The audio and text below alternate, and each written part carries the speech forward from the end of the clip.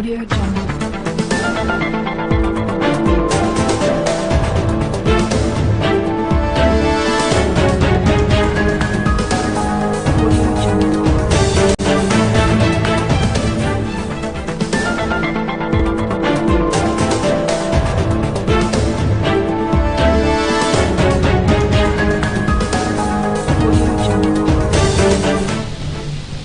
Let's join hands with government to make our environment conducive for business to thrive.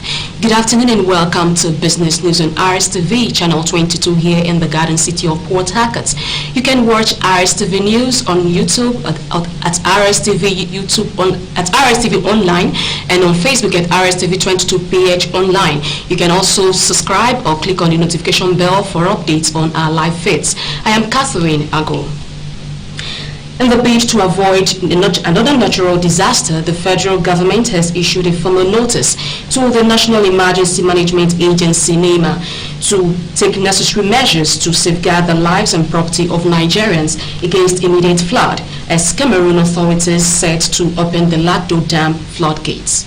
The notice was contained in a letter with reference number CC16/3/11 dated 23rd August 2023, issued by the Federal Ministry of Foreign Affairs, East and Central African Division, and addressed to the NEMA Director General, Mr. Habib Mustafa Ahmed.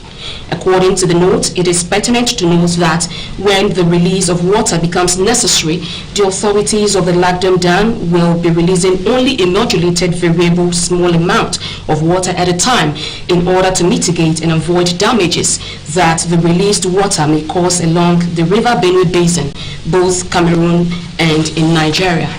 The report says House of Representatives has urged the federal government, the federal ministry rather, of water resources to construct earth dams as part of efforts geared towards addressing perennial floods that may displace thousands of households across the country. At least 8 banks and 18 others listed companies have been fined 125 million naira for failing to file their 2022 audited financial statements and quarterly reports for the first half of 2023 as required by the Nigerian Exchange. The affected banks were Unity Bank, FBN Holdings, Access Holdings, Fidelity Bank, Jais Bank, Wema Bank, Guarantee Trust Holdings PLC and Eco Transnational Incorporated, John Holt, PZ Corsons, Noto Chemical, GlaxoSmithKline Consumer Nigeria, Industrial Medical and Gases Nigeria and Julie PLC were also affected by the sanction. According to the NGX's post listing rules, quoted companies are required to submit their audited results not later than 3 months after the expiration of the period.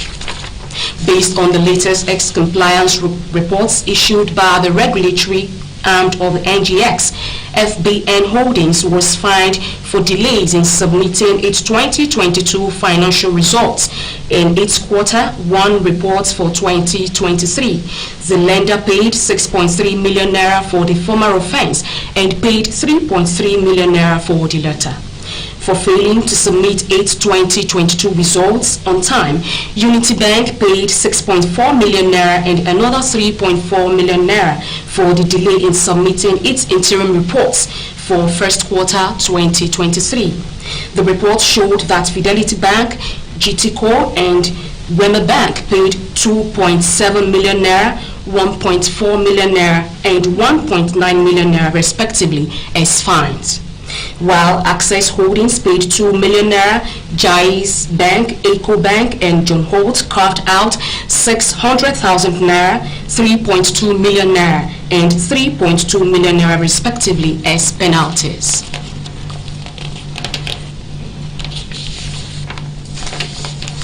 The Nigerian Association of Chambers of Commerce, Industry, Mines and Agriculture and the Abuja Chamber of Commerce and Industry have called on the federal government to provide palliatives for operators in the country's productive sectors. The president of NASIMA, Dele Oye, said the extension of palliatives to some key sectors of the economy was critical because of the harsh impact of the fuel subsidy removal on businesses in the affected sectors. They made the appeal in Abuja at the just concluded third quarterly council meetings of NASIMA, hosted by the Association of Chambers of Commerce, Industry, Mines and Agriculture. Reports say that the National Executive Council recently approved 5 billion naira to be given to each of the 36 states in Nigeria and the Federal Capital Territory as part of plans to cushion the effects of the fuel subsidy removal on the masses. The NASIMA president noted that it would take time for businesses to adjust to the floating of the naira, which is a recent policy introduced by the Central Bank of Nigeria. Dele Oye noted that by providing loans at the single-digit interest, the government would be cushioning the effects of subsidy removal on industries affected in the short term. The National Youth Service Corps (NYSC) Skills Acquisition and Entrepreneurship Development SAD program of the federal government and the forex trader Temitope Ijibadejo have partnered to provide opportunities for young graduates to tap into forex trading, unlocking a new era of financial independence and entrepreneurship. The SAD program, which is a pivotal initiative by the federal government, is dedicated to equip young graduates with the essential skills and knowledge required to tread the path of entrepreneurship. According to the reports, Ijibadejo has committed his expertise, time, and resources to train and mentor an impressive cohort of 5,000 youth graduates over the past 4 years through the SAD program, which was launched by the federal government in 2012 to mitigate the challenge of joblessness faced by graduates after school. The SEC's Executive Commissioner Operations, Dayo Obisol, said the total value of unclaimed dividends has risen to 190 billion naira, representing a 7.35% rise from 177 billion naira recorded in 2021, which was the last figure from the Securities and Exchange Commission. Dayo Obisol stated that while the figure for the unclaimed dividend had gone up, there was a need to pay attention to the pace of increase. SEC's Executive Commissioner said one of the major issues that keeps the figure of unclaimed dividends high is having the final beneficiaries of this money have access to them. He disclosed that the SEC has declared the total value of unclaimed dividends in the country rose to 177 billion naira in 2021 from 168 billion naira in the previous year. The SEC Director General Lamido Yuguda revealed that registered exchanges in Nigeria outperformed global indices in the first half of the year. Yuguda said the registered exchanges present at the meeting informed members that Nigeria outperformed global indices of gains in all share index in market capitalization.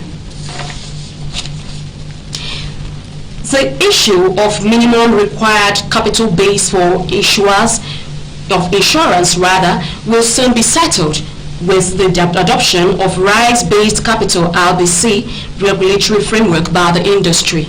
Commissioner for Insurance, National Insurance Commission (NICOM), Mr. Sunday Thomas, made this known at the just concluded insurance seminar for the reporters at Ibom Icon Resort, Uyo, the Akwa Ibom State capital.